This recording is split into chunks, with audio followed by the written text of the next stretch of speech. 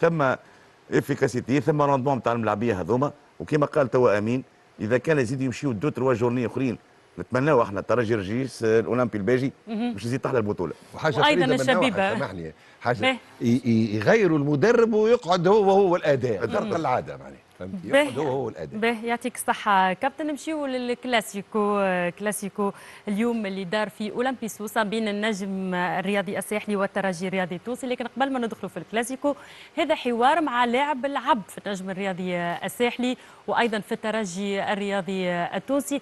حكى شوية على ما قبل الكلاسيكو وخاصة على الوضعية اللي موجود فيها الترجي الرياضي التونسي من جهة وأيضا النجم الرياضي الساحلي من جهة. رياض جلاسي مع أنيس موسى، حمودة بن سليم، أحمد الخضري ومكرم حطاب.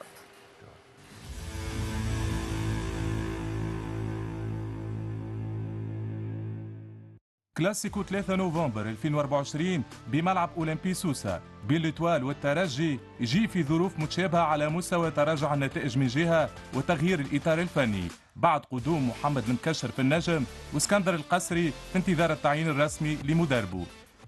هو المباراة الكبيرة الكلاسيكو أو الدربيات ترى من المفروض يعرف يتعامل معها المدرب ورئيس الجمعية وحتى الجمهور، لأنه المباراة الكبيرة هي تحضر روحها بروحها، يبدا يكون عنده شارج الملاعب، يعرف شنو اللي قاعد يستنى فيه، دونك تعرف كيفاش باش تسيسو. معناها يلزمها بريباراسيون بالحق تكون خفيفة على الاخر، ميم حتى على مستوى المونتال. ما تشدوش الملاعبي وتقول له ماتش حياة وموت وكذا وكذا، الور كو الماتش هو محضر روحه بروحه والملاعبيه واعيين باللي ينتظر فيهم معناها في المباراه هذه. كلاسيكو ديما فيه ذكريات خاصه كي يبدا لاعب شارك مع زوز فرق. قبل شو نقولوا احنا في الماتشات الكبار، اللي خايف يتكلم واللي مريض يقول.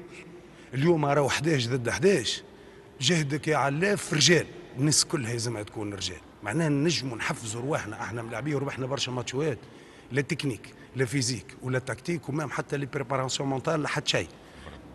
كان الملاعبيه مع بعضنا وكيفاش نحفزوا بعضنا بك الجرين تو بالروح. ليتوال بأسوأ بداية منذ 33 سنة، 6 لقاءات 3 هزائم منهم زوز في ملعب سوسة، زوز تعادلات وفوز وحيد. في المقابل الترجي بعد 13 سنة يعمل سلسلة 4 لقاءات متتالية دون فوز، 3 تعادلات وهزيمة. دونك فما لهنا ازمه نتاع نتائج نتاع فيكتوار. معناها الترجي مش قاعده تخسر، باركونتر ليتوال خسرت 3 معناها من 6 مباريات خسرت 3. الترجي كانت نول هذايا كان عملت برشا فوليوم دو جو كما نحكي لك، وفما برشا فرص ضايعه. لو كان جسمت ممكن الفرص متقاربه للترجي راهي رابحه معناها برشا. وبالنسبه لليتوال والترجي المباراه هذه كلاسيكو يقعد كلاسيكو مهما كانت وضعيه الفرق، وننتظروا مباراة مشوقة وحماسية جدا. فهل أصبح ماتش سوسة نتيجة تنجم تأثر على مستقبل الفريقين في باقي مشوار البطولة؟ ليتوال في وضعية حرجة جدا خلينا نقولها، والكلاسيكو هذايا باش يكون حاسم جدا معناها المصير النجم الرياضي الساحلي في باقي البطولة. هذا بالنسبة للنجم الرياضي الساحلي. الترجي زاد هو كذلك، كنا دواء الترجي راهي ماهيش في أزمة كبيرة كما يعتقد البعض. معناها بتاتر تغيير مدرب على خاطر الصوره نتاع الترجي ما عادش هي هذيك اللي يستناو فيها جماهير الترجي الرياضي التونسي، لكن الترجي تعج معناها فنيا فاهم لاعبيه نجم تقول معناها رصيد بشري ثري اكثر من النجم الرياضي الساحلي اللي جل الملاعبيه نتاعو معناها فنيا ما همش كبار. معناها هذا كان راي اللاعب الدولي السابق رياض الجلاسي في الكلاسيكو قبل ضربة البداية. نمشيو توا مع المباراة أمير الزيتوني وإسلام بن صالح.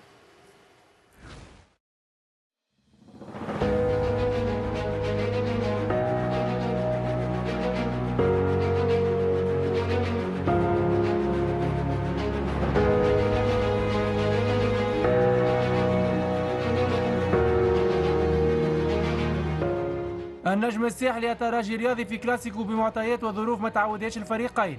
ترجي دون انتصار منذ 4 جولات كاملة أمام نجم في وضعية أصعب ومركز 12 بانتصار وحيد في 6 جولات. رغم كل هذا الجماهير كانت حاضرة بقوة والآمال معلقة على هالقمة من أجل الخروج من الأزمة. النجم الساحلي بالمباراة هذه أو بغيرها فريق كبير وان شاء الله اليوم تكون انطلاقه في الموسم الجديد ان شاء الله بالانتصار ولا شيء غير الانتصار. احنا مناسبه باهيه اللي نستقبلوا الترجي الرياضي في سوسه، وهذه مباراه العوده ان شاء الله للنجم الرياضي الساحلي، وان شاء الله البارتيه هذه اللي باش نطلعوا بها سوسه الكل. الجمهور معناها كترى الكل معناها بعداد غفيره معناها وعازمين على الانتصار، والإتوان ان شاء الله ترجع معناها كما نعرفوا. والله جات في وقتها باش على الاقل الجوارات يعملوا رياكسيون اليوم ويعملوا نتيجه باهيه ويربحوا، وان شاء الله يشدوا ثنيه. الجمهور عمل اللي عليه، الباقي عليهم هو تو. محمد المكشر تقريبا بتشكيله اللقاء المتلوي، زوز تغييرات فقط، الورتيني مكان عبيد في الوسط وشوات اساسي على حساب كانتي.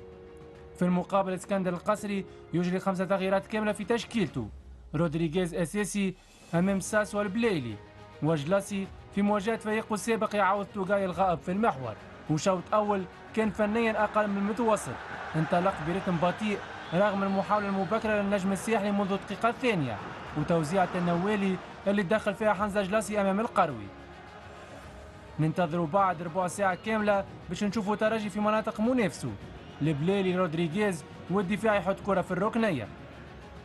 ركنيه نفذها الجزائري، كره مقوسه تتجاوز الحارس ومريح في القائمه الثاني كان قريب من افتتاح النتيجه.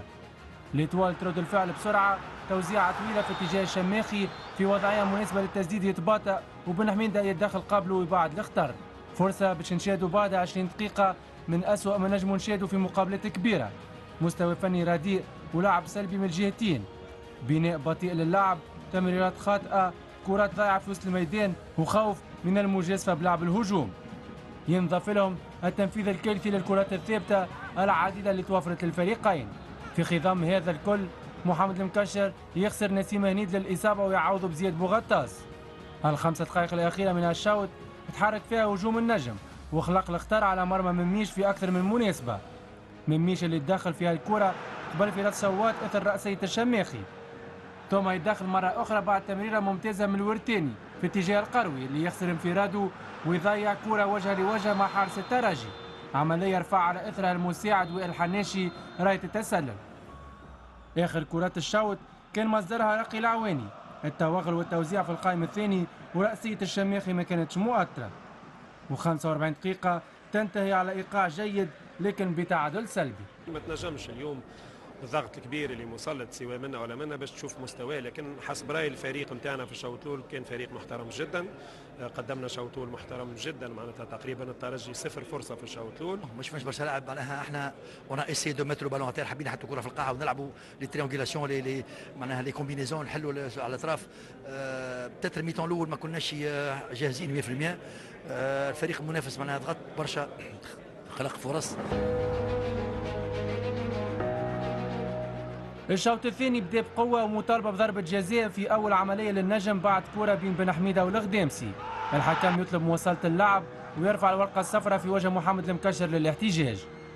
الترجي حاول الذهاب اكثر للامام في بدايه هالشوط والبليلي مهد لساس في 18. البرازيلي يتباطأ ويسدد كره ضعيفه خارج الاطار. ليتوال في الجهه المقابله تصنع الاخطار من خلال توغل في راس شوات، التمهيد للشماخي وياسين مرياح حاضر يتدخل قبله. يوسف البليلي كان حركي في هالفترة من اللقاء، حاول يسرع هجمات فريقه وحاول يباغت دفاع منافسه. في المحاولة الأولى يختار الدخول للوسط والتسديد، كورته ما كانتش بالدقة الكافية. ثم في محاولة ثانية على اليسار بفنياته يتخلص من العواني والغدامسي، يسدد كرة قوية تضرب في بوغطاس وتغلط عليه جمل. البليلي وهدف بنينات صديقة، الهدف الأول للترجي عن طريق المدافع ضد برميه بعد ما سجل. او شوفوا يوسف البليلي، العمل الفردي والمجهود الفني من يوسف البليلي. 1-0 المكشر يقحم اسامه عبيد مكان القروي. وفي اول ردة فعل بعد الهدف النجم يطالب بمخالفه ضد جلاسي داخل 18 والحكم يطلب مواصله اللعب، ويوسف البليلي من جهته يواصل خلق المشاكل منافسه. وفرصه كبيره للترجي بعد هجوم معاكس، لكن الدفاع يتداخل ويحط كره في الركنيه. الشيحي كانتي وشميسي ياخذوا مكان العواني شوات والورتيني، والقصري يقحم أقبلو بوقرة مكان أولو والبليلي. محمد كانتي في أول كرة يباغت حمزة جلاسي بسرعته، يتجاوزوا لكنه يطنب في المراوغة ويضيع كورته. نزار شميسي بدوره يحاول يصنع الفارق، 1-2 مع كانتي يسدد من خارج 18، كورته في دين مميش. النجم يسعى أكثر من أجل التعديل والترجي بيغتو قبل 3 دقائق من نهاية ال90. رودريغيز ينزل وسط الميدان ويخرج كرة طويلة في ظهر الدفاع. المعوض موكوينا سريع يسدد وجمال يتصدى في مناسبة أولى. الجنوب افريقي يواصل العملية وبرشا صنعة يضيف الهدف الثاني. والهدف الثاني للترجي، الهدف الثاني للترجي عن طريق الياس موكوانا الجنوب الافريقي يتمكن من تسجيل اول اهدافه بالوان الترجي الرياضي التونسي وثاني اهداف الكلاسيكو. هدف يقتل به المقابله ويمنح 3 نقاط مهمه للترجي الرياضي التونسي. انتصار صعب يكسر به سلسله نتائجه السلبيه. في المقابل الامور تتعقد اكثر للنجم الساحلي وهزيمه رابعه هذا الموسم بعد 7 جولات، منهم 3 هزائم على ارضيه ميدان اولمبي سوسه. تعرف كي ما تسجلش اتو مومون تنجم تغلط، وهذاك اللي صار في الشوط الثاني. شفنا الاهداف نتاع الترجي تقريبا معناتها كره الاولى مدافع في المرمى نتاعو، كره ثانيه نتاع مركز نتاع زوز مدافعين مع الحارس ضد مهاجم. هذوما الاخطاء بصراحه في مستوى فريق، في مستوى نجم الساحلي ما يلزمناش نقوموا بها. فما برشا عوامل اللي ما خلتناش في الشوط الثاني. اهم حاجه هي العامل البدني. تعرف الكره اليوم العامل البدني عنده دور كبير برشا. احنا مالوريزمون معناتها جل اللاعبين نتاعنا بدنيا مازالت الجاهزيه نتاعهم ماهيش 100%. الشوط الثاني كنا افضل الحقيقه، احنا تحكمنا في الكره اكثر، دخلنا في البلوك تاع الادفيرسير، عملنا لي ديكالاج، سجلنا هدفين، كنا نسجل اكثر من هدفين. الفريق المنافس الشوط الثاني ما كانش مخطر للامانه. ديفونسيفون ايتي بيان افيك معناها مرياح وجلاسي في اللاكس. دخلت وقبيلو معناها عطى برشا توازن. لي دو روليور لعبوا مليح. بون في الاخر نقول انه سي لا فيكتوار دو كران، سي لا فيكتوار تاع الديترميناسيون. لي جوور اون كرو الحقيقه امنوا اللي يلزمهم يربحوا الماتش هذايا. الحمد لله معناها ربحنا ونطلعوا الى افضل ان شاء الله. 3 نقاط في وقتهم على الاخر بعد 3 خيبات. الحمد لله ماتش يخلينا في ثقه كبيره ويخلينا نحطوا ساقينا اكثر على القاعه. تصور مازالوا برشا ماتشات ومازال ما تلعب شيء. عندنا ماتش لازمنا نحضروه نهار السبت قدام جمهورنا. كملوا ان شاء الله نجيبوا التروبا نتاعنا. قدرة ربي ما عادش شدنا حد. شكر كبير لشكري الفرحاني في التصوير ومنال معزول في التركيب، وايضا لزميلنا عماد الكيلاني اللي يقول لنا انه هذه اضعف